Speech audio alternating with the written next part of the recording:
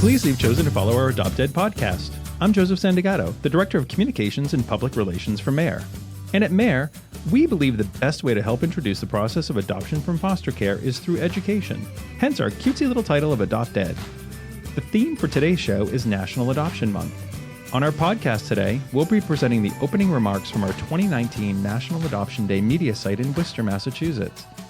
We'll also have a visit later in the show from Lisa Finaro, Executive Director for MARE.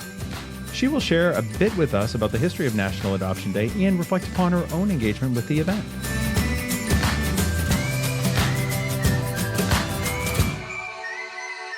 Without further ado, I'm so excited to kick off the show with our opening segment called At the Table. Joining me again at the table this month is my friend and co-host, our Western Mass Child Services Coordinator, Maurine and Lisa. Welcome, Mo. Thank you. Thank you. So it's nice to see you. Can you believe we're in November already? Jeez. Thanksgiving is in the rearview mirror. Right. And I was just at the beach, wasn't I? At the beach just a few weeks ago? What happened? Were we just talking about sunshine and umbrellas? Where did the year go? Yeah. I think it's kind of crazy. Each year goes faster than the next. Did you have a nice Thanksgiving? I did. Yeah. Good. Yeah. It's always good to have family around. Mm-hmm. So this is a very special episode today. As you know, MARE has been directly involved in National Adoption Day since it began in Mass 17 years ago. And it's always celebrated in the Commonwealth on the Friday before Thanksgiving. And that's a little bit different. Nationally, they do it on the Saturday before Thanksgiving. Right. So this year it was held on November 22nd. And so the national program actually started a little earlier. So they started back in November 18th of 2000 when the Coalition and Freddie Mac Foundation encouraged 7 cities to open their courts on or around the Saturday before Thanksgiving to finalize and celebrate adoptions from foster care. So nationally, it continues to be celebrated on that Saturday, but for us, it was on the Friday. So you've been at the event from the very beginning, I assume, and this year you were out in Springfield. Right. So what do you remember about some of the ceremonies that you've attended? Oh, my gosh. I remember the balloons. I remember the clowns. I remember the judges tearing up and welling up. It's an amazing day. It's so emotionally packed. I have had so many judges say to me over the years that it is the highlight of their year. Yeah. And I know even with my own adoptions, a lot of times they're first thing in the morning, and I've had judges say to me, "This is the highlight of my day." Yeah.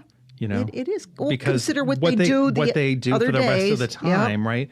So it's amazing. And I know that, in the years that I've been involved, just happy families. It's just a good day all around. Oh, it is. It is. It's just an amazing day. Yeah, the kids are just having so much fun with all the guests that come into the courtroom to help witness their legalization, and they get to sign their name with that magic pen that the judge some gives do. them. Some have the magic pens, and in Boston we have a big banner that everybody signs, and that crew has every banner from every National Adoption Day with the name of every child who's been adopted. Yeah. I'm going to do that in Springfield. I'm going to get myself a banner for people to sign. You could get a banner. We have the file. Oh, okay. Producer Jeremy can get that to you. Oh, Jeremy. Okay. Yeah. All right. You have to have it printed, though. You mean a color printer? Yeah. Yeah. Okay. But I agree. It's an amazing day. So this year we celebrated in Boston, Brockton, Lawrence, Springfield, and Worcester. And we actually had 2 courthouses out in the West. Right. Holyoke and Pittsfield. So 6 different sites. Mm-hmm. And as you know, our office coordinates the statewide media. So I've gotten to see lots of happy families celebrating over the years, especially, this year. They're always fresh in my mind. And as time goes on, they fade a little bit. But there's so many families. And this year was no exception. And so in Worcester, which was every year we have a main media site. So we have the media in attendance at all sites, but we have a main media site. And that's typically where dignitaries will come and a lot of the folks involved in the organizations that sponsor and support this will go to these sites. So this year was no exception. It included court staff, a lot of dignitaries, Mrs. Baker, whose commitment to foster care and adoption includes not only speaking at this event, but, she also really helps to lead the charge to build resources for the Wonder Fund, that fund that helps to support kids. It was that former Kids Fund, right, and helps youth who who need funds to do things that are just beyond what the department can provide. Mm-hmm. And so, absolutely amazing. So since this is such a big month, I thought our listeners, some of whom may have been at National Adoption Day proceedings in the past, some of whom may not, might actually enjoy listening to the opening ceremony from the media site in the Worcester Courthouse. How does that sound? I love it. Great Sounds idea. good? Yeah. Good. So without further ado, I present the opening ceremony for National Adoption Day 2019 from the Worcester Trial Court in Worcester, Massachusetts. All rise. Hear ye, hear ye, hear ye. All persons with any business before the Honorable Justices of the Worcester Juvenile Court and the Worcester Probate Court, sitting in Worcester County, of and for the Commonwealth of Massachusetts. Draw near, give your attendance, and you shall be heard. God save the Commonwealth of Massachusetts. Present for today's ceremony, Chief Justice of the Massachusetts Trial Court, Paula Carey, Chief Justice of the Juvenile Court, Amy Nectum, First Lady of Massachusetts, Lauren Baker, Court Administrator John Williams. Presiding over today's ceremony from the Worcester Juvenile Court, the Honorable Carol Erskine, the Honorable Deborah Capuano, the Honorable Mary Beth Keating, the Anthony Murata, the Honorable Jennifer McNulty, the Honorable Stephen Bolivar, and from the Worcester Probate Court, the Honorable Jennifer Melia. Welcome to National Adoption Day 2019. We ask that you remain standing for the presentation of our national anthem, which will be performed today by Mary Burns of the Worcester Superior Court Probation Department.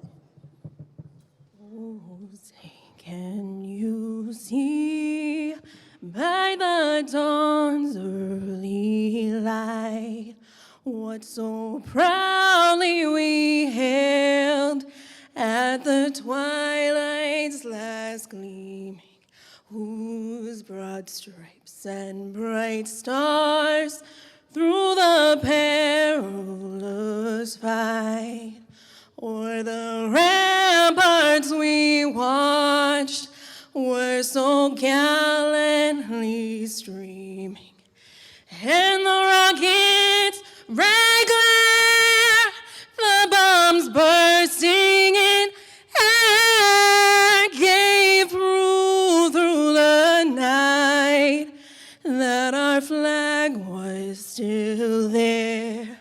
Oh, say does that star-spangled banner yet wave o'er the land of the free and the home of the brave.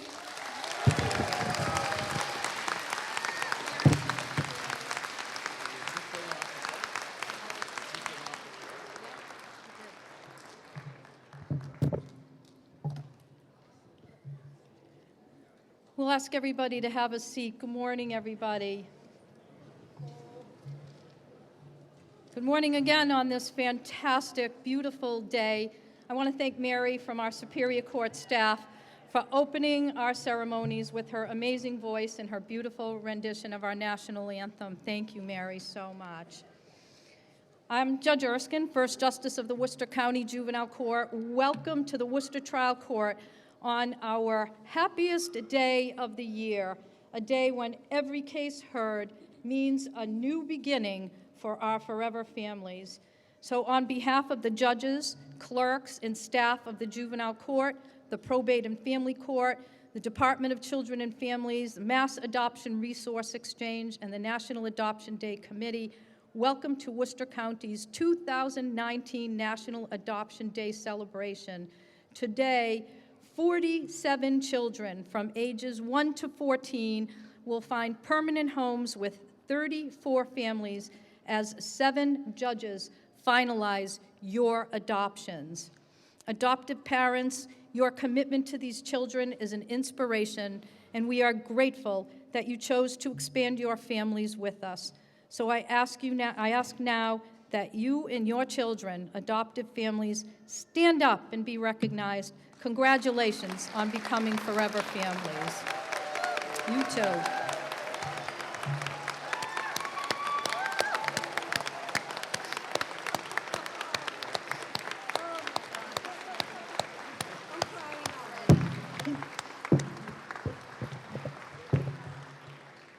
we want to thank our first responders who are always willing and happy to participate in community events that we celebrate with the people of our community.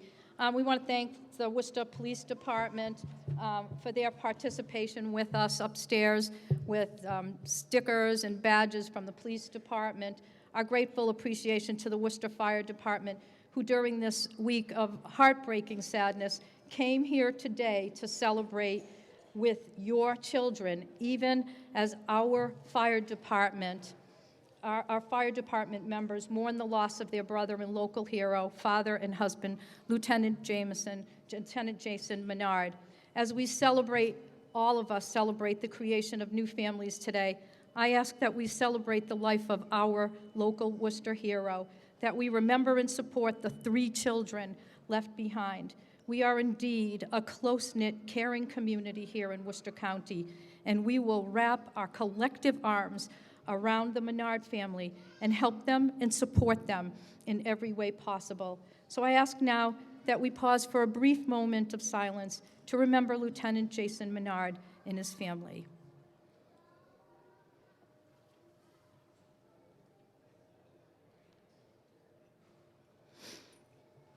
I thank you again, Worcester Fire Department, for being here, and the Worcester PD for your willingness to celebrate the new beginnings for these children and families that you protect every day.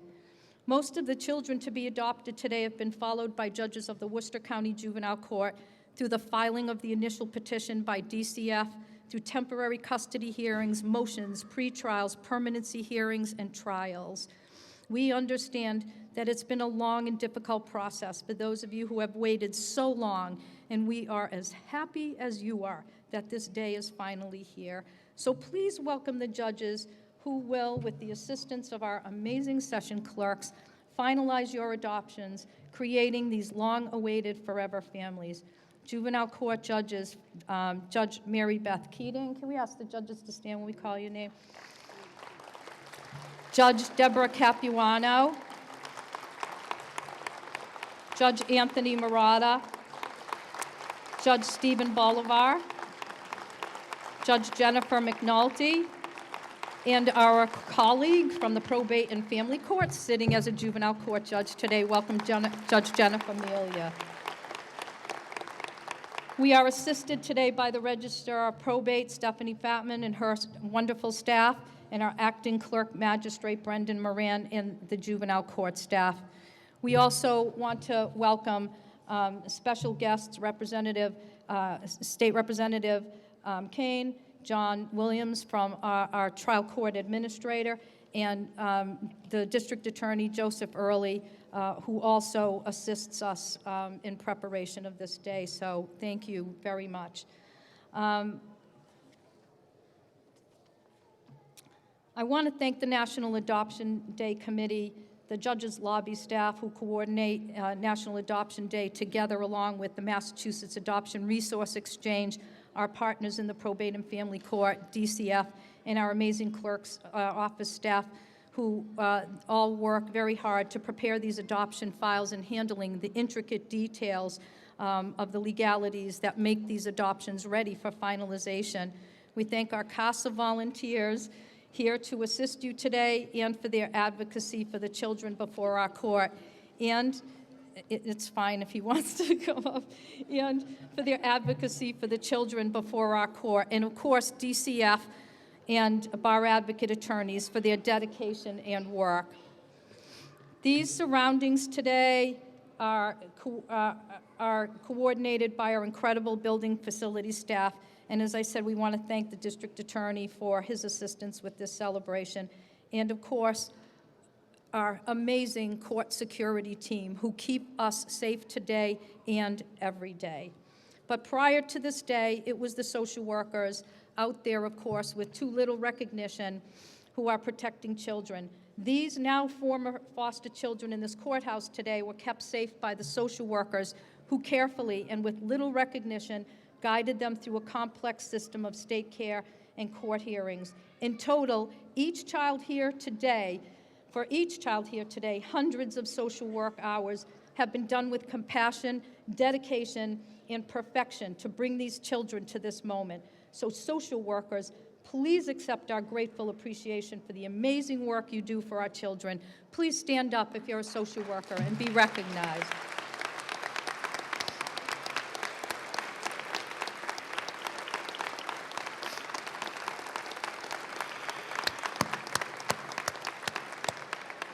Thank you so much. As we move ahead to create new beginnings on this day, we are reminded that on care and protection cases pending now in our Worcester Juvenile Court jurisdiction, over 2,400 children remain under our jurisdiction. So I want to thank my judicial colleagues and our entire juvenile court staff for the incredible work ethic, compassion, and concern for the children and families who come before our court. I am at this time very pleased to introduce our guests who have come here to welcome and celebrate with you. This is a happy day for the trial court, and we are pleased to introduce you to our trusted, amazing leader of the Massachusetts trial court, Chief Justice Paula Carey.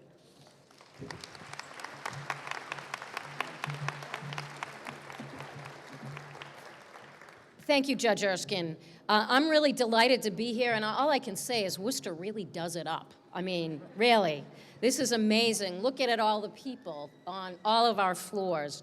It's really a tribute to the importance of National Adoption Day and here in Massachusetts. And Worcester County has, more frequently than any other county, been the media site for National Adoption Day. And it really, I can see why, just by being here. It's a collective effort by the entire community. It's not just the judiciary, but it's really, truly everyone.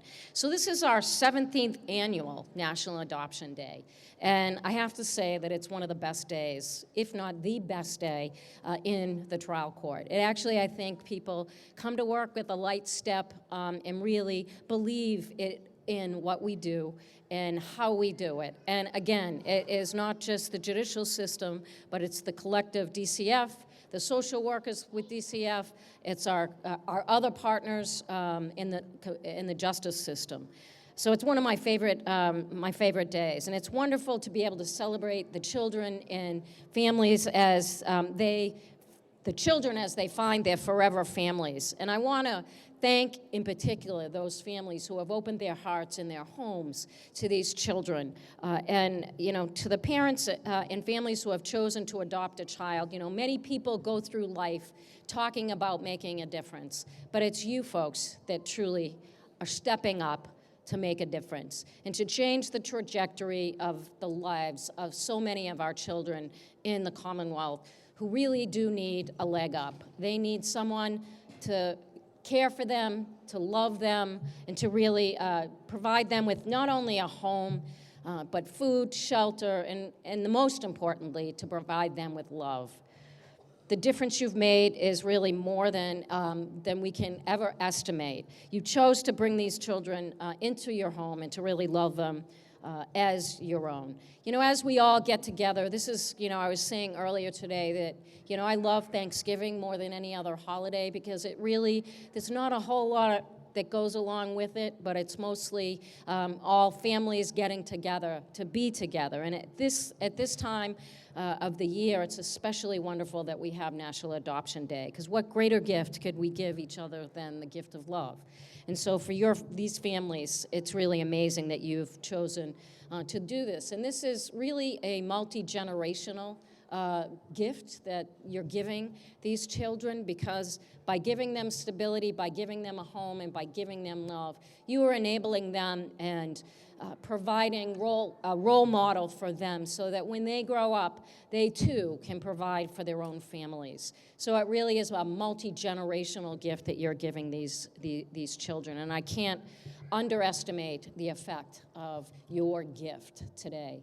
So to the children, let's enjoy and let's have a great time. I'm going to stop now because I think everyone really wants the celebration of the adoptions rather than hearing a bunch of people speak, especially me. So let's get on with the program.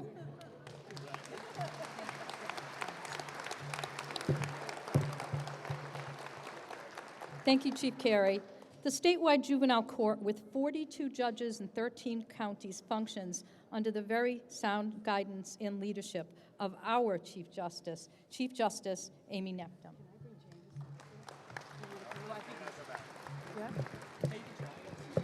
You know, I can't do this alone. Can I have a couple of the young people? Who's it, Jameson? I know you tried to get on the stage with me. Come on up. No? Not now. We want to come up here with me? Come on up. I can't do this alone. Woo! Come on. Good morning. First, let me say good morning. Any of the other kids want to come up here? Because it's all, come on up here. Come on. Yoo-hoo! All right. Woo! Woo! Don't be afraid. I know you didn't expect it. I'm sorry, Judge Erskine. Because it's about you. Come on up, come on up. I think we got a picture. What's your name? Dominic. Dominic. Okay. Steps over here. What's that? Your steps over here. So this day, look at this. I want to say welcome to all of you. You know, I have the honor and the privilege of being the chief of the juvenile court, and I say this respectfully for all the court departments. They get tired of me hearing it. What's the best court in the Commonwealth of Massachusetts? The juvenile court, because the juvenile court is all about the kids, all about these fabulous young people and the families here that love them and treasure them. We are so honored to be here today, and I want to thank the judges, the probation, the staff, the court officers, the police, the fire, the DA, the attorneys, social workers, and all of our partners in juvenile justice and child welfare that make this happen. And it's all because of all of you. You want to shout out your names? Can you shout out your names? What's your name? Yeah, anybody? You go ahead. You got the mic. Dominic. Woo! Go ahead. Can you? Anybody else? Want to tell me? Allie. Come on. Want to say your name? Kylie. Woo! Anybody else? No? You want to say your name? No. No, okay. You want it? One more? Oh, just a little one. Well, hold on. Again. Go ahead. Yell it out. Go ahead. Lorenzo. Woohoo! Anybody else? All right, congratulations. Oh, wait, one more? Go ahead. I want to. Okay. Oh, I started something. I'm sorry. Go ahead. Julia. Woohoo! All right, go ahead. Jojo. Woo! Jojo! You want it? Come on. One more. Evelyn. All right. Here's to all of you. Thank you for opening up your hearts, your home to these beautiful children. Have a wonderful day and congratulations.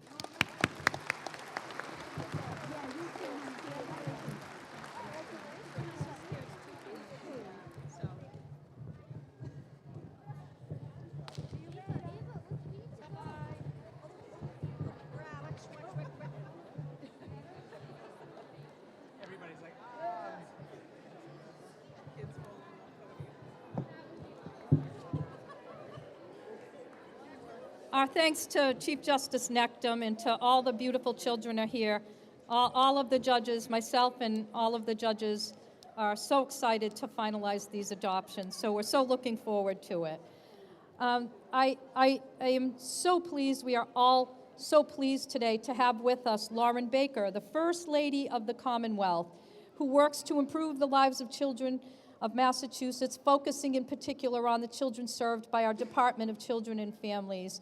We're so grateful to have her here to welcome you today. So please let me introduce the First Lady of the Commonwealth, Lauren Baker.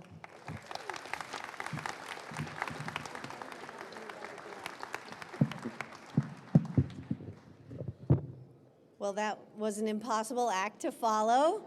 So, good morning, and thank you so much for allowing me to be here to share in this incredibly joyous day.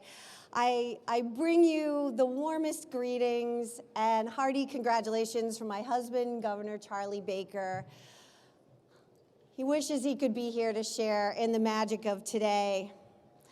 You know, everybody needs a #1 fan, a cheerleader, you know, someone to be there on the sidelines cheering you on, in all the wins and supporting you in all the challenges. And today, every one of the 47 kids who's getting adopted gets a #1 fan, and maybe a whole family of #1 fans, and that is magic. I am so happy for every one of the families here today who gets to welcome a new member of their family, and I have to thank every single one of you for changing the lives of the children that you welcome today. It is incredible what you're doing, and I think you are all incredibly lucky to be getting to choose these amazing kids and welcome them into your family. The governor and I are both incredibly grateful to all the people who work so hard to make these adoptions happen. DCF and the adoption social workers, everyone on the team at the Mass Adoption Resource Exchange, all of our judges, but most importantly, the families. Thank you, thank you, thank you. I hope you have the most wonderful day and the most blessed, happy, long, healthy lives together forever. Congratulations.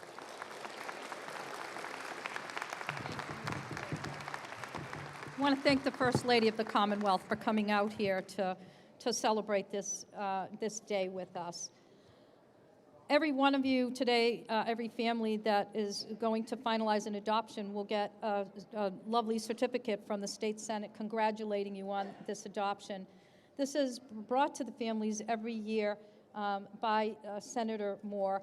And here to greet you today from the State Senate is Senator Moore, a friend to this court in every way, a legislator who cares deeply about the issues facing children in state custody and who has championed legislation in support of our work in children's issues.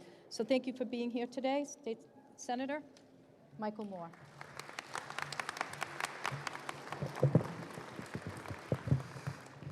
Good morning. It's great to be here again.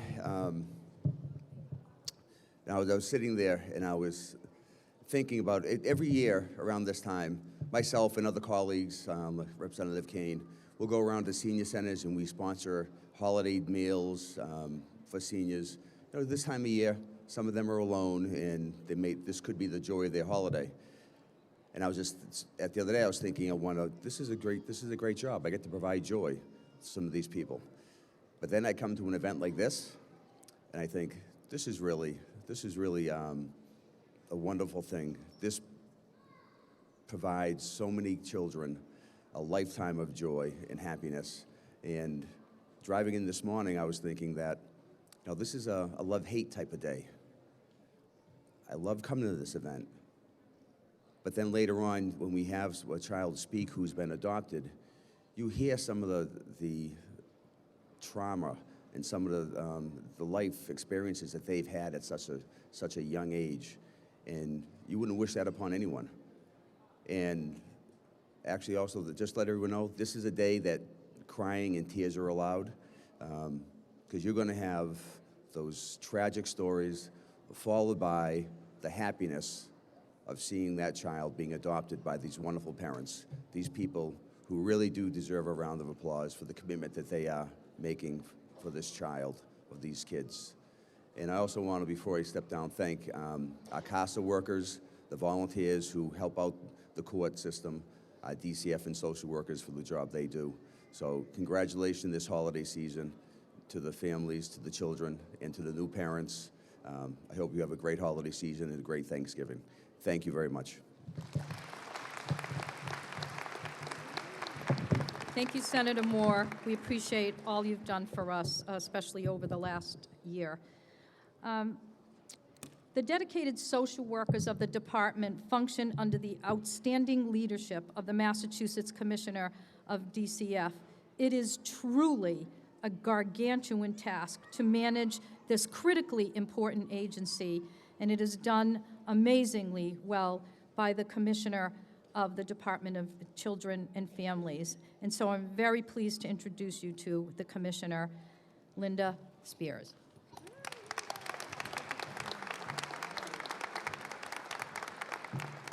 Good morning. Good morning, everyone. How are you? I have to tell you, I just love coming to Worcester Courthouse. I love this place. It is a wonderful building, and it is always packed when we do the event here. I am so, he had a meltdown. He's done, right? He's completely done for the moment. Anyway, I'm thrilled to be here. I'm delighted to be here. I was sitting there looking around this room, and I just see spotted across the room all of the people who made this happen. I see my social workers and my managers up in the rafters. I see court employees all the way to the clerks and the security folks who sit here and help us on this day to do this and help every day when our parents and our kids and our foster mothers are in this courthouse doing day-to-day business that got them all the way to today. And that's no easy task. So to the members of the trial court,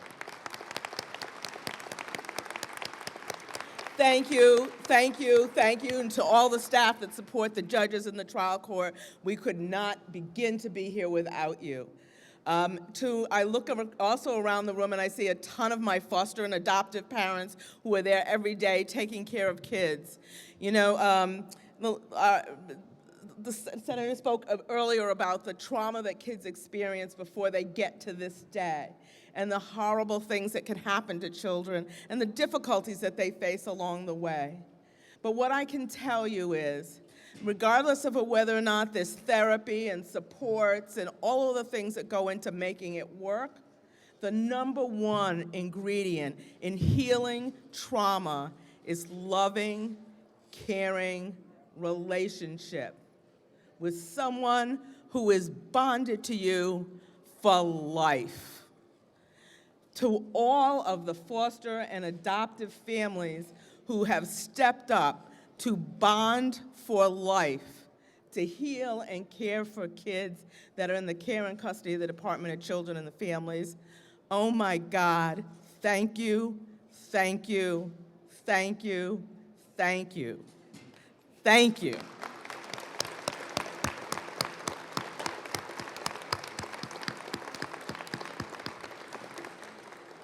All of you are among the 106 families here in Worcester today who are adopting 140 children. 140 children in 27 sibling groups. So yes, a lot of you are adopting more than one kid today. There are ages, babies, brand new infants, all the way to age 15. It crosses the gamut. You guys are doing it all. It is absolutely phenomenal. And it comes as a cap off on a year where DCF did the most adoptions ever in its history.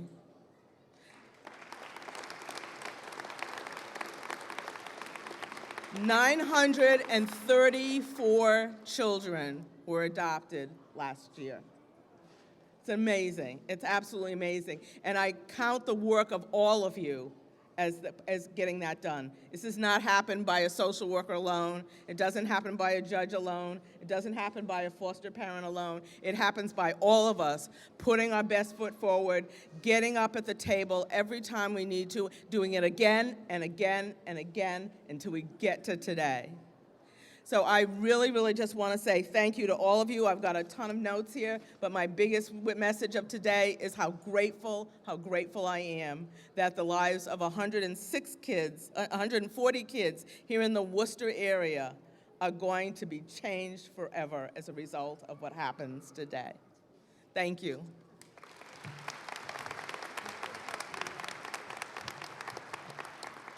So thank you for your support, Commissioner. We are grateful to have it. So this is the first year, or the first time that we've chosen to have adoptive parents who will actually finalize an adoption today speak at our ceremonies.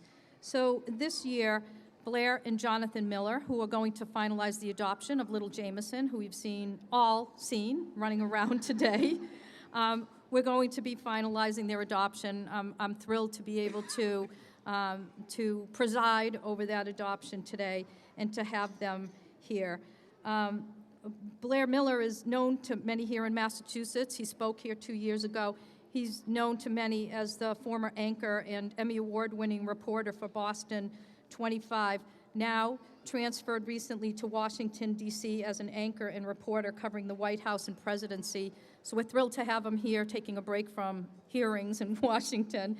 And Jonathan, a paramedic who has been involved as a first responder for many years, involved in saving lives for many years, including having responded to the Pentagon during the 9/11 attacks and to Louisiana during the Katrina disaster. So, but I'm sure that they will, like all of us, they will tell you that the most important job for them is being parents. This is the adoption of their third child today, so I'm so happy to introduce to you Blair and Jonathan Miller.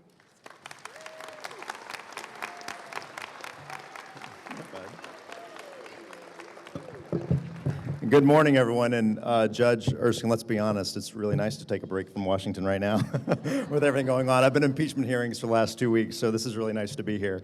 It really is a pleasure to be here. And it's a little embarrassing because, as she mentioned, we were here 2 years ago, and it was our now 7-year-old who was running around here doing the same thing, and everybody said it was so cute, and now Jameson's doing the same thing. So this may be the last time you see me, is what I'm basically saying to you.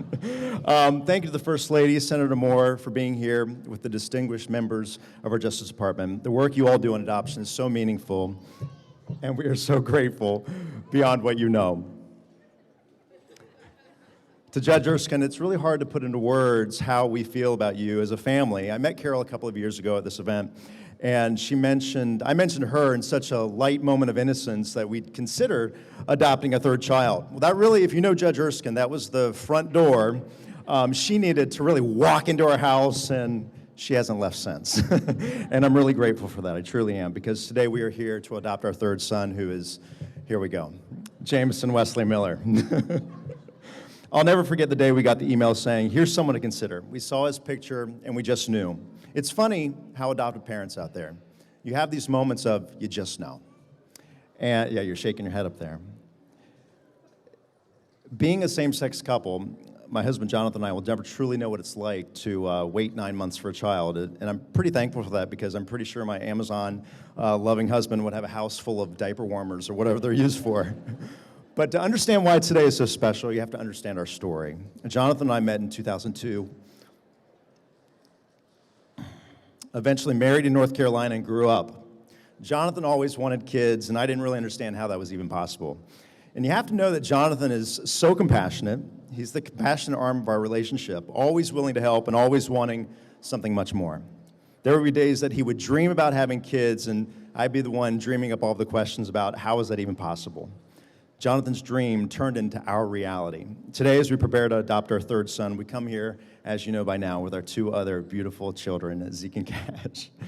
Each story is amazing and something we cherish so deeply. Zeke was born in California. We were there in the delivery room with him when he was born. Cash was born in North Carolina. We already knew his mother. That led to adopting him at 4 months old. And today we're here with Jameson. We've been very open with our boys about their stories, which you'll hear more from Jonathan in a moment, but sharing their stories will never change, and not even today. Jameson turns 3 in just 2 weeks, yet he has seen more heartache than most of us in this room, most people in a lifetime. He's been in and out of foster homes. He's been neglected on the streets. He's been left questioning, is this my home? Literally, we get those questions. He'll say, Dada, Daddy, is this my home? Am I coming home? We're just going to Target. Yes, Jameson, this is your home. When we got that initial email from our social worker, when we just knew, we also knew that the chances of it all lining up were a little suspect. Here I was working in Boston as a news anchor and about to relocate to Washington, D.C. to cover the White House, help launch a national political show, and everything else that comes along with that. And when I say relocate, I truly mean we're about to move in a few weeks. My husband, a decorated paramedic, was looking for homes and planning our future as a family of 4.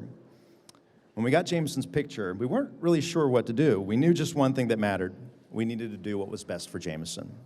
We told our social worker, sitting right here, we're all in, but you need to know, this is what we're dealing with. They considered it, and we figured out how to do the visits back and forth and whatever it would take. It was truly one of those meant-to-be moments, and God telling us, this is your son. As a TV news journalist, I tend to meet people when they're either having the best day of their life or their worst day of their life. I can tell you stories of interviewing presidents, sitting in the Oval Office, or traveling with military as they fight wars. I can tell you stories of being at Super Bowls. I can tell you stories of sitting down with people who have suffered unimaginable loss. But the truth is, none of it has prepared me for being a dad or meeting a birth mom who says goodbye to their son, seeing them give one last hug as we walk to our car as a family, listening to them worry, will their biological child know they're loved? I remember the silence when we adopted Zeke, the silence of leaving the hospital. Jonathan and I both worried.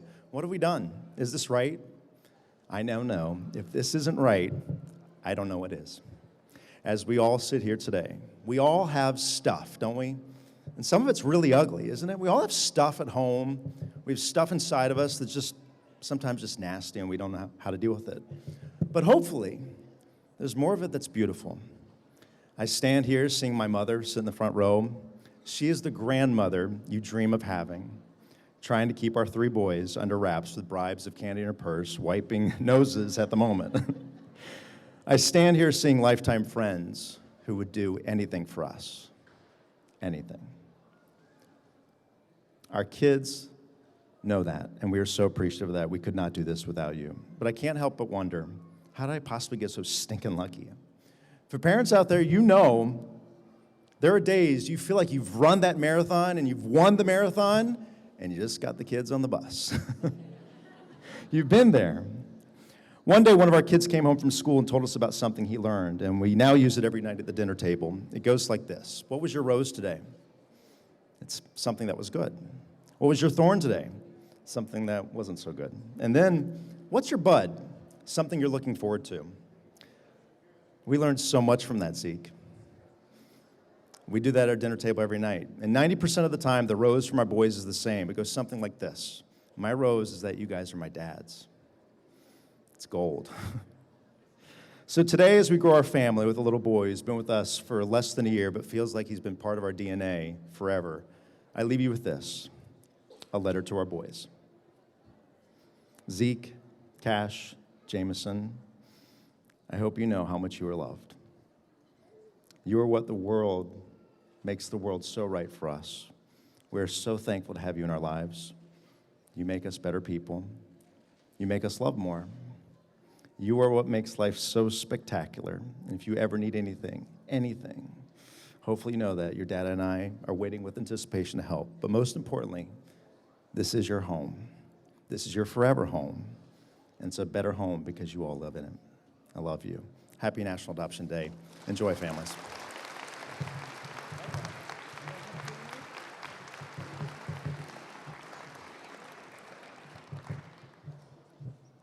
I'm trying to hold myself together as I follow my husband. We've never actually spoke together.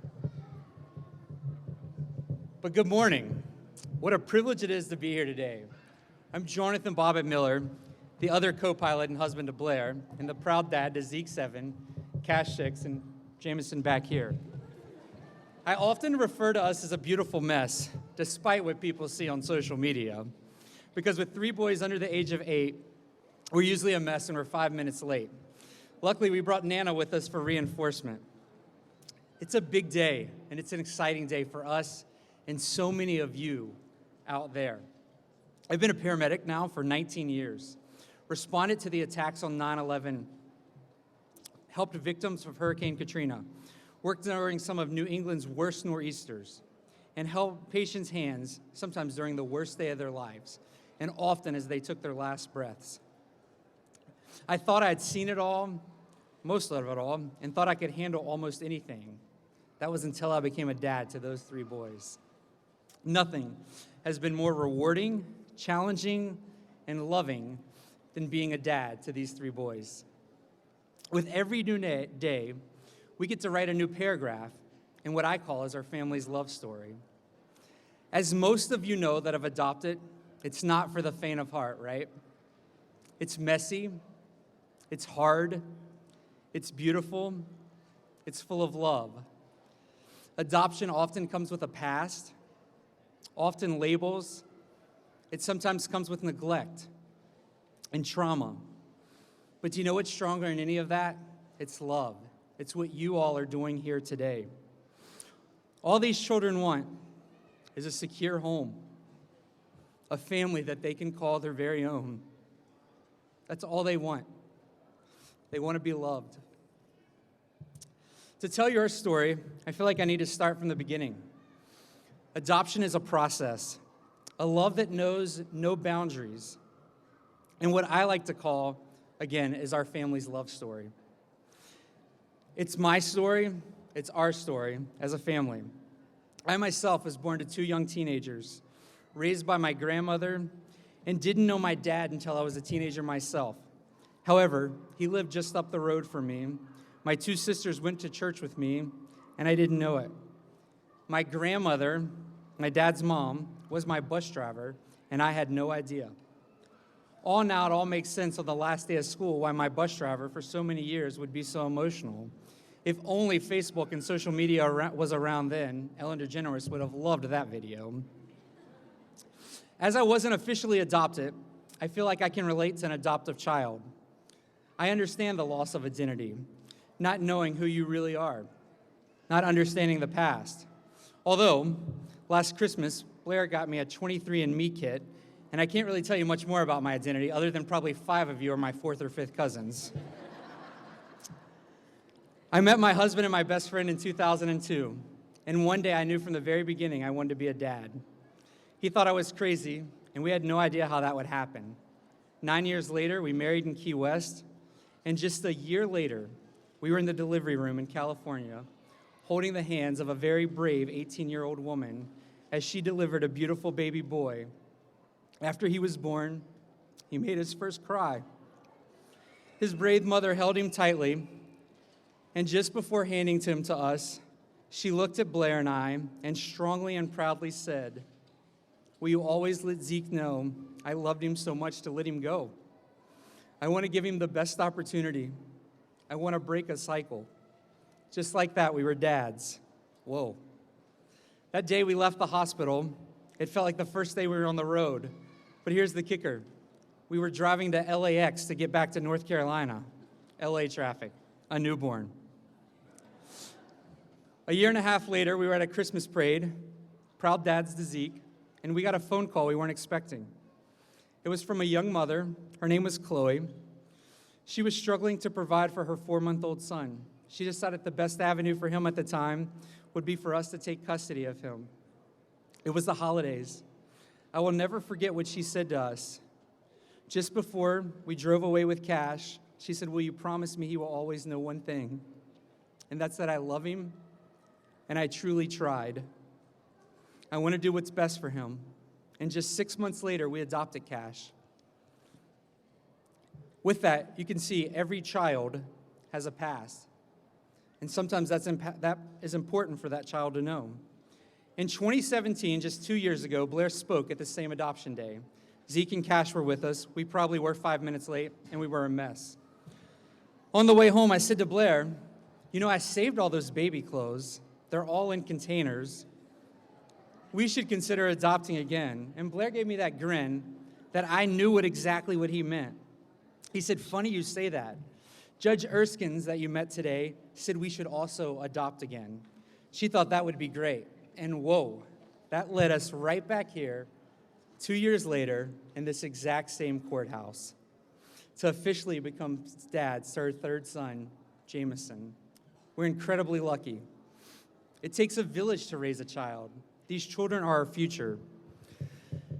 Just over a year ago, Blair and I met with our social worker at the Home of Little Wonders. We took MAP training every Saturday, while our friends and neighbors came and took care of our 2 good boys. These same friends, Corinne and Tracy, are in our audience today. Thank you, because you helped make our dream a reality, to become a family of 5. We then were matched with a social worker, Leah, from the Home of Little Wonders, who worked tirelessly to answer our questions, complete paperwork, and find a match that would meet our family. You will never know how grateful we are for you. Thank you, Leah. The end of May, she called us and told us, we have a possible match, and we scheduled a disclosure meeting. At the end of that meeting, the social worker shared a picture of us. It was a child with short hair. He wasn't smiling at the camera. I look and I can see Blair crying, and I start to cry. I know what that just meant. You've all been there. We've been to those disclosure meetings. You've seen those pictures. We just saw a picture of her third son. With the help of our social worker, caseworkers, the ongoing worker, we met our third son by the end of that next week. Lots of emotions for us all, but especially for our little Jameson, who's here today. We met Jameson's mom in the summer. He had not seen her in several months. She sobbed when she saw him. After a giant hug, he looked at her with his 2-year-old little voice, as confident as he was, and he said, "Mommy, don't cry for me anymore. I'm happy." We're happy too, Jameson. She gave us to Ms. Thomas the train. She had been holding on to him as they went from homeless shelters to homes in different places. She said she had never seen him this happy. He was engaged. He was talking. She said through tears, "I want to do what's best for him. I always wanted him to have a family that I couldn't give him. I always wanted him to have something that I never had. And he now has 2 dads and 2 brothers. And because of that, I want you guys to be his dads." There have been laughs, there have been hugs and tears, and lots of nights lying by Jameson's bed, holding his little 2-year-old hand to reinforce he's safe. We watch as his little body relaxes. You can literally watch the anxiety and fear and worry leave his body when he feels loved and secured. He often will say to Blair and I, "You found me, right, Daddy and Dada?" He will repeat that over and over again. "You found me, right? You won't let me go, right?" You see, Jameson has been in several foster homes, in and out of a few homeless shelters. He really has a fear of losing us as a family. We have reassured him 1,000,000 times that he's safe and we will never let go. And forever our son he will be. And we will reassure him 1,000,000 more times if that's what it means. Jameson is now with his adoptive family, his 2 brothers that are proud to be his older brothers, and his dog Laguna, and we could not be more grateful to think that our sweet Jameson at 2 years old ever has felt unwanted, unloved. Simply breaks our hearts. And we want to change that, and we got to start changing that, and officially we get to change that today. We're so grateful to be his dads. We're equally grateful for the social workers, the guardian ad litems, the ongoing workers, the child workers, the lawyers, the judges. And let me tell you something about those people, as most of you know. I knew from the very moment that we met with them, this was more than a job for them. This was a profession. These professionals, it was a calling. It's a calling to protect these children so they can give them the very best they can. Jameson's ongoing worker, Annette's here today. She has thought of him like a child. He recognized her and hadn't seen her for months. His face lit up when he saw her. Thank you all for what you do. It's really important, especially thank you to Leah and Annette that are here today. Congratulations and thank you to the adoptive families. It's such an honor for Blair and I to be here to share this special day as we expend our family with you. What you're doing today is nothing short of amazing, filled with love. It's your family's love story. It's our family's love story. Because today, 500,000 children are freed for adoption. Today, right now. And only 5% of those will be adopted. All these children want is to be loved, and how lucky we are to be able to do that. For the adoptive children and the children being adopted today, I want to share with you a favorite part of a book we read nightly to Jameson. The title of the book is called "The Crown Upon Your Head." On the day we met, and the first time I put you to bed, I noticed the crown on the top of your head. It was made of sparkling, glimmering things, like moonlight and fireflies. As the days came and went, it was faithful and true, and it grew right along with the rest of you. I always knew just what that crown meant. It meant you were magnificent. It meant, like a star, you were born to shine. In other words, on your very first day, you were chosen to go in a very big way. Jameson, our dear son, and all the other children here today, never forget how magnificent you are. You are a star. You are born to shine. Congratulations. I want to close with this. Almost every day, Blair and I, being two dads with 3 kids, usually a disaster, someone comes up to us and says, "You saved those 3 boys," or "You saved him." But as an adoptive parent, and so many adoptive parents out there, you know that's not true. They saved us. They gave us a reason to live, a purpose for life. We're constantly evolving and often miss the mark, but they saved us. Boys, thanks for us letting us be your dads. To my 3 boys, Zeke, Cash, and Jameson, truly thank you. It's a privilege. Dad and Daddy love you.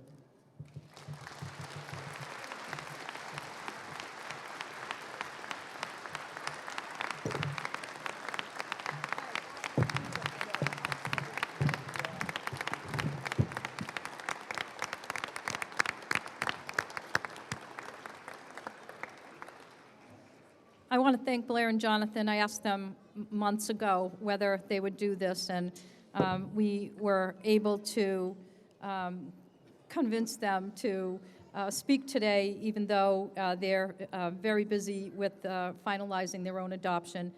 I've gotten to know them well over the past year, and yeah, I gave them a little shove to, the adoption thing, but I am proud to say that they have just become wonderful friends, and we've had many conversations about adopted children. As Jonathan just said about, people say you saved those children. November is the 20-year anniversary of the adoption of my second child, and I often tell this story, as I have many years during this, during these proceedings, where I was driving with my kids one day, and there was a radio story talking about Madonna and how she had adopted children and how she had saved them. And I didn't think my kids were listening to it because they were probably maybe 8 and 5, and my oldest son said, "Mom, did you save us?" And not knowing that he was listening to it. And we were at a stop, I turned around, I looked back at them, and I said, "No, you saved us." And this is something that every person in this room who is adopting knows. So I want to thank Blair and Jonathan just for their friendship and for all the wonderful conversations we've had about adoption, and for their remarks today. We're going to be wrapping up soon. I just want to go back and thank Mary Nugent for the Star-Spangled Banner this morning. Don't know if we said her name, but she stepped in at the last minute because Elena from the district court is sick, and so we took someone from our Superior Court. We have so many talented people here, and I'm so grateful for her stepping in at the last minute. Mary, thank you. Hearing the voices of adoptees every year has become a tradition in our court, and each year an adoptee speaks at this celebration. This year, a very special voice to bring a close to the ceremonies. And so on August 23rd, 2017, in the Worcester County Probate Court, this very young, lovely, blind woman, also on the autism spectrum, came into the courthouse with 2 gentlemen who would become her 2 dads. And during those proceedings, Lavender and her soon-to-be dad, Will, sang together at the request of the judge, and that moment went viral to inspiring thousands and thousands of new stories of adoption. So we're happy to welcome them back to the courthouse. Jamie and Will, her dads, and Lavender's here. And Lavender is going to sing because she has an amazing voice, and she's going to see part of your world from the Disney film, The Little Mermaid. Please welcome Lavender D'Arcangelo.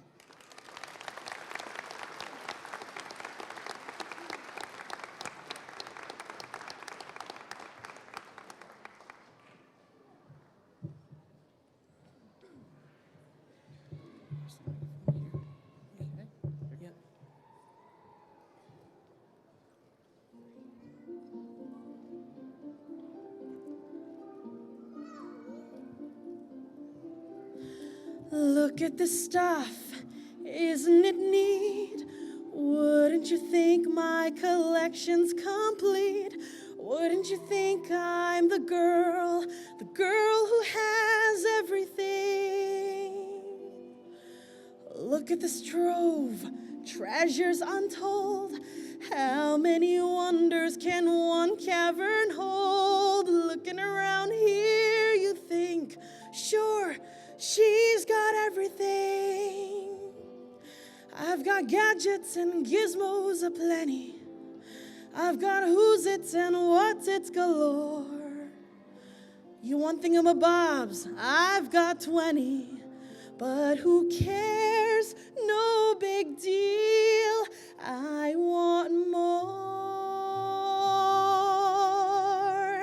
I wanna be where the people are. I wanna see them dancing, walking around on those, what do you call them? Oh, feet. Flipping your fins, you don't get too far. Legs are required for jumping, dancing, strolling around on that, what's the word again? Street. Up where they walk, up where they run, up where they stay all day in the sun, wandering free. Wish I could be part of that world. What would I give if I could live out of these waters? What would I pay if I could stay warm on the sand? Bet you on land they'd understand that they don't reprimand their daughters. Bright young women, sick of swimming, ready to stand and ready to know what the people know. Ask them my questions and get some answers. What's a fire and why does it, what's the word? Burn! When's it my turn? When I love to explore that shore up above.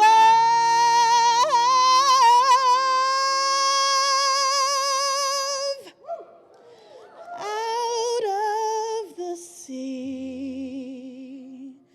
Wish I could be part of that world.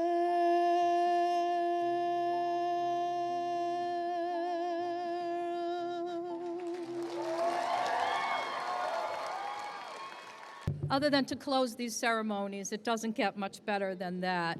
So I want to thank all of our speakers today, all of the people that have participated in the program, and of course, Lavender for lending her wonderful voice to us. So in 2002, in the United Nations, Nelson Mandela said, "History will judge us by the difference we make in everyday lives of children." Adoptive parents, today, you are making a difference in the lives of these children. And as an adoptive parent, I know how these children will make a difference in your lives, and it will only be for the better. So at this time, I will ask that you remain seated briefly. We congratulate you all, and if you can remain seated so that I can get the judges to their courtrooms, and we ask the adoptive families to follow their CASA volunteers as we begin the adoption finalizations. This court is now in session. Let the adoptions begin.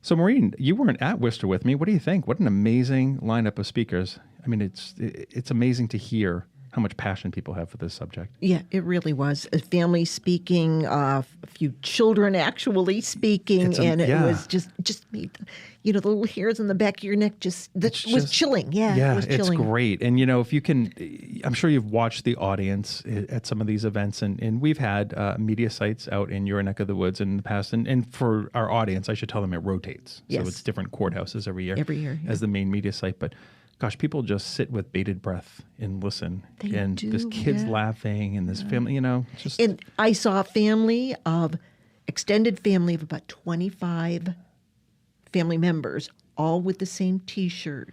That today we made little Kyle, my adopted brother, my cousin, That's awesome. It was beautiful. Just so much support of families and community. Yes.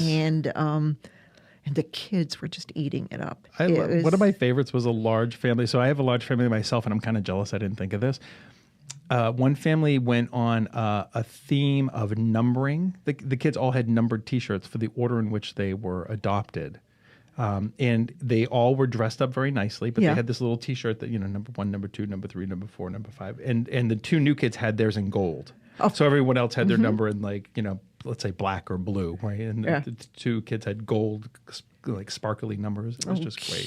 Cute. And the little girls are all dressed up with their pretty little lace so dresses. Many of them have their little dresses and their hair. And the other ones have bow ties that are half falling off, and their dress shirts are coming out of their little dress pants. And well, if people want to experience more, we'll be putting some imagery up on social media. They can certainly look there. And, of course, many of our families may actually attend a National Adoption Day ceremony in the future. Really that's offered to a lot of families when they're about to get to that place, and it's getting to be that time of year. Yeah.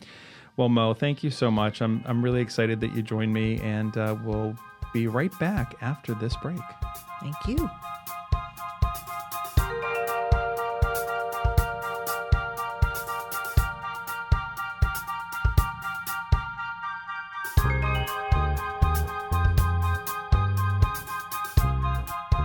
So, Mo, I think last month I told you about our new How Adoption Works podcast, right? Yes. It's just a little shorty that kind of tells you about a particular topic. It's, it's a little snack-sized, probably 10-minute or less soundbite that'll help you to learn more about adoption from foster care. So I just want to remind our listeners that if there's a topic that they want us to cover, that they can just email me at joess, like Sam, at mareinc.org. We're always looking for new ideas. If there's something we can help you better understand, let us know. We'll produce an How Adoption Works podcast to address it. Okay. And so now it's time to introduce you to some of our waiting children. Today, we'll learn about Faith and Victoria. This is probably a good time to remind our listeners that they can find information about either of the girls at our website, mareinc.org, by clicking on the Meet the Children tab and entering their registration numbers.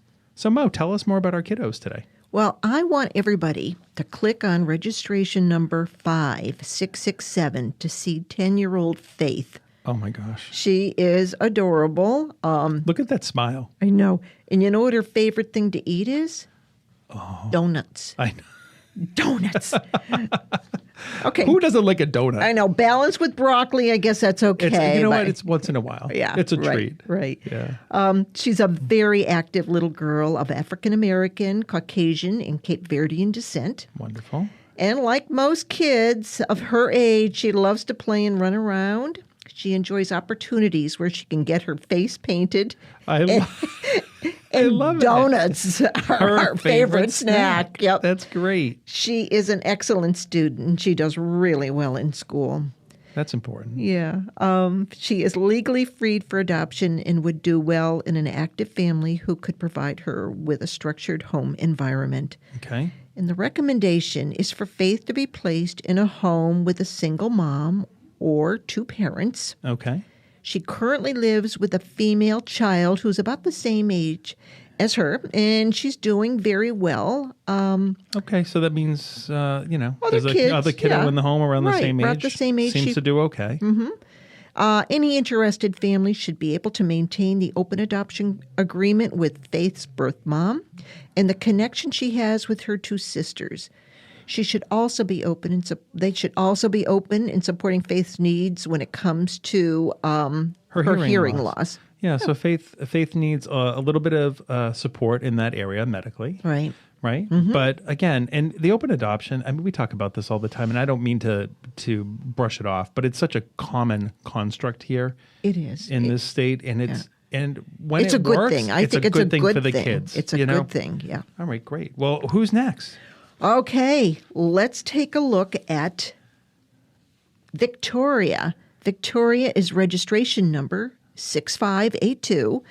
And Victoria says she wants to be called Vicky. And she's 13 years old. She is 13 years old, and she is of Haitian descent, and she's a beautiful little girl.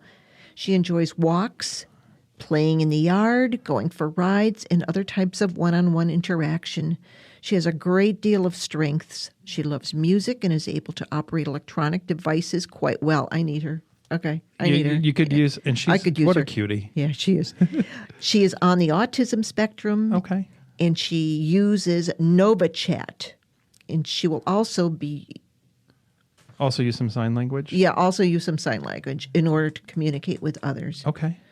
Legally freed for adoption, Vicky would do best in a home with a great deal of structure in order to help her acclimate and be successful.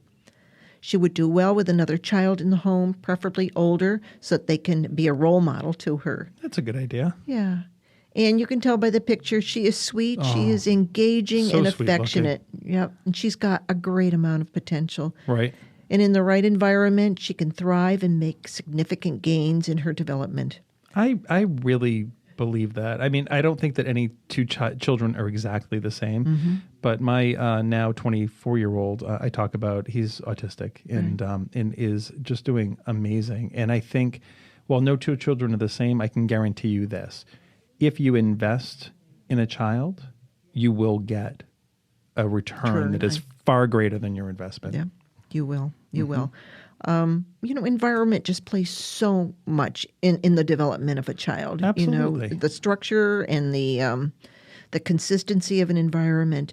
So Vicky's got so much potential. I'm sure the right family is going to pull that out of her. Right. Any interested family should be open to maintain Vicky's connection to the members of her birth family and her visiting resource. And again, like we always talk about, that's as long as it's healthy, that's a great thing. I think it's wonderful. All right. So, Mo, for anyone interested in learning more about these kiddos, let's remind them of what the process is like. Okay. You can visit mareinc.org to look at the children, view the children, learn more about events happening. You can call our phone number, 617-964-6273. How about attending a Mary matching event? And we'll have one or a meet and greet. Could be, a matching event, a meet and greet. We'll have one coming up in the spring. We'll have, I think, Beanstalk's probably our next big one coming up at this time of year. Right. And then how about a community event, stopping by a community event, right? Yeah, and stopping by there's one in Provincetown at the library. We had one at the library. That's usually in July. We have our partners at More Than Words, but we're out and about. If you have any questions, you can certainly plug into our team and learn more about where we'll be and how we'll be sharing information. Great. So thanks for joining me, Mo. It's been very educational, and of course, working with you is always fun. I look forward to co-hosting with you again soon. Okay, I do too. So we're going to take a little break, and then we'll be back with our special guest, Lisa Finaro. We'll be right back.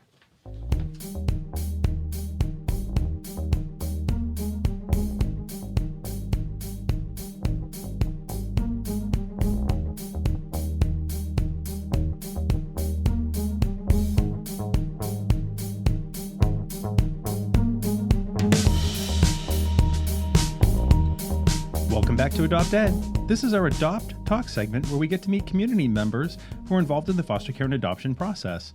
Joining me today from our own agency here at MARE is Lisa Finaro, Executive Director for the Massachusetts Adoption Resource Exchange, and first time in the studio. Welcome, Lisa. Thank you, Joe. Thanks for having me. I appreciate it. You are, today we're talking about National Adoption Day, and to me, you're one of the historians of Massachusetts National Adoption Day. You've been involved for a long time, so our listeners got to learn a bit about National Adoption Day, and then they got to experience the recording from the opening at the Worcester Trial Court in the ceremony. And I'm glad that you could join me today. Of course, you know how much I appreciate your knowledge, not only about adoption and foster care, but as it relates to our topic today. So with that in mind, I thought we could share with our audience a little bit about the history of National Adoption Day here in Massachusetts and then nationally. Does that sound like a plan? Absolutely. Thanks, Joe. So, National Adoption Day really started as National Adoption Month. And our governor, Michael Dukakis, was one of the first to decide that we needed to recognize the month of November as National Adoption Month. Right. And he invited mayor and Department of Social Services to come to his office to do a proclamation. And we invited adoptive families, children who had been adopted through foster care. And it really was a one-day event during the week of Thanksgiving. Gotcha. And it moved from there to National Adoption Month, recognized federally, and then National Adoption Day, which I believe has been identified as the Saturday before Thanksgiving, Right. though we here in Massachusetts have been celebrating it on the Friday before Thanksgiving. Right. And that goes back to, so in our work, we continue to do work with National Adoption Day. Our audience, if you've been part of National Adoption Day, you'll recognize probably that mayor staff members have been at courthouses. But the national program goes back to November of 2000, and it was a joint effort on the part of the National Adoption Day Coalition and Freddie Mac Foundation. Mm-hmm. And I think what really drove it was there was a former judge, Michael Nash, who was a presiding judge of Los Angeles County Juvenile Court, and he opened the courthouse on Saturdays and engaged volunteers so that he could move more children through the adoption process. And that seems to be the narrative that we start with. And here you go back to 2002, I think, right, with Governor Dukakis? Is that? No, Dukakis was in the 80s. Was in the 80s. Yes, Okay. yes. So, we did jump on the National Adoption Day bandwagon pretty quickly as a way to open up all those courthouses Gotcha. and to try to do a lot of adoptions in one day. And a mayor's role in this has always been to foster the media attention around it, Right. and to essentially identify that though we're finalizing the adoptions of hundreds of kids on this one day, we really want to focus on also all of the other kids who don't have families yet. No, for sure. And we also do a lot of work around National Adoption Month. So, during the month of November, we have a wonderful partnership with Mayor Sarno out in Springfield, right? So we do a Western Mass proclamation around National Adoption Month. But we have a program that started, it goes back to probably 2015 with the State House. And we've asked legislators to host a Heart Gallery portrait as a way to sort of further that mission, increase awareness, and help to provide education and ask and answer questions, right? Absolutely. The governor's office is fantastic. They hosted a portrait again this year. So when you reflect on this work, you're how many years with Mayor now? 13? 12? Yeah. Well, just over 13. Over 13. So, and you've been engaged in this work. You actually started at Mayor. Yes. Many years ago. 1981. Long before that. Yeah. So as you reflect upon National Adoption Day, I'm sure you have a lot of memorable moments that have stood out, but are there things that our audience might find interesting as you reflect on National Adoption Day? I think one of the highlights for me is the presentation by an adoptive family during the press conferences on National Adoption Day. Right. And one in particular stands out. The adoptive brother of a young lady who was being adopted on National Adoption Day actually did the presentation. And he had been adopted many years earlier, and he talked about what the role and the effect of his family adopting again, his sister, had on him. And it was so emotional, and everybody in this building was just, spellbound by his description of what it meant to him to not only be adopted, but to also watch his family do it again. Right. So that was a very impactful day. And I think in general, the whole month just puts a light back on the work we do every day, 365 days a year. And it is just a chance for us to use every vehicle we have, whether it is talking to, that state senator about why it's important for him to put this Heart Gallery portrait in his office, or the governor, or Channel 4, or whomever we're talking to. It just gives us that global opportunity to once again get the message out. I agree. In all of your work with the Department of Children and Families, our listeners know that we work closely with the department, and they're absolutely, we're one partners. of our major partners, right? But from that perspective, what do you think the National Adoption Day means to waiting children? I think you've covered a little bit of it in terms of education and really bringing awareness. But Well, I think, the Department of Children and Families, they obviously are our partners. They do this work every day, and they have embraced National Adoption Day as a way to just multiply the number of kids that they can find permanency for. Right. And, even a couple of years ago, we had a mini National Adoption Day in the spring because we had so many kids we wanted to see finalized That's right. in a much more speedy way. And I think for kids, this provides a very festive way to go through this legalization process. I agree. Which is very personal, too, for these kids. But it's a way to celebrate it, to be a part of a bigger group, to have this adoption day, which will be in their lives forever, be celebrated during Thanksgiving, which is a great month. Yeah, and I think, being around other families, having myself adopted children not on National Adoption Day, there's definitely a sense of camaraderie, and a sense of community that gets built on National Adoption Day that you may not feel if you're just going through an adoption separately. I mean, they're typically in the morning and they're separated out from the court business, but National Adoption Day is like a party. Oh, it is. And so many families with talk balloons about that. and everything else. Right. Depending upon the site, crafts and all kinds of things, right? So, when you think about the other side of the equation, what do you think that National Adoption Day means to families who are waiting to finalize their adoptions? I think it means a lot of the same things it does to a child. It's a way to celebrate in a group. It's a way to have it be as festive and as recognized as I think these families feel it should be. It's also a little scary to be. It's a big event. There's lots of press generally, or we hope. Right. And so it does make it feel very public. And for some families, that's uncomfortable, but that's why we really try to talk about how to emphasize this celebratory piece of National Adoption Day so that the families that are there can really get into it and feel the joy. Yeah, and I think families understand this construct, and a lot of families, families can certainly opt out if they don't want to participate in this way.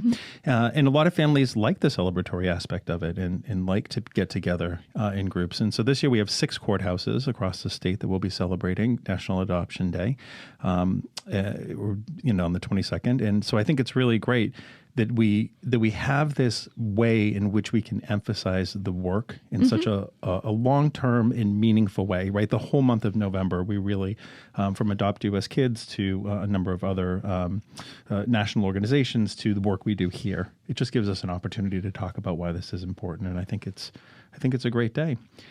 Absolutely. What did I miss? What other things, as you think about National Adoption Day, and is there anything else? We talked about the kinds of events that we have here within the state. Other things that you would share with our audience, or what about the person that's out there listening and they're either just thinking about the adoption process, or maybe they're going through it, they haven't gotten to a place where they're finalizing? Any thoughts? Well, I think that we would love it if people who are listening really begin to think about whether they can open up their hearts and their homes to a child. We have hundreds of kids who need families, and if there's someone listening to this who's on the edge, give us a call. Find out the answers to your questions. Right. We can hook you up with an experienced family to talk about what it was like to adopt from foster care. I think National Adoption Month is an opportunity to get your questions answered, to find some place where you can talk this over. We welcome all those calls, all those emails. We really want to help families move forward in this decision. That's our mission, and I appreciate you bringing that up. And the other thing I would say is that if there are families going through process, oftentimes families that I've been connected with will reach out and ask questions about National Adoption Day. There is a site, nationaladoptionday.org, and we typically are the folks who are listed. And as a director of communications, it's usually my name, so a lot of times people will have questions. And I would say for families who are in process, if it gets to be summer and fall of next year and you're offered this opportunity and you have questions and you want to talk about it, they certainly can reach out as well. So Lisa promoting the front end of this process, and me saying to you when you get to that place, if you're offered the opportunity to participate and you have questions, I'd be happy to answer them. So Lisa, you know how much I appreciate you and all of your work in supporting the adoption community. So thank you for being here with me today. It was nice to have you in the studio. Well, thank you for inviting me. So for more information about MARE, our waiting children, or to simply get more information about how you can get involved in supporting waiting children, please visit us at mareinc.org or call us at 617-964-6273. This is Joe Santagato from MARE, wishing you a wonderful day, and thanks for listening. Until next time.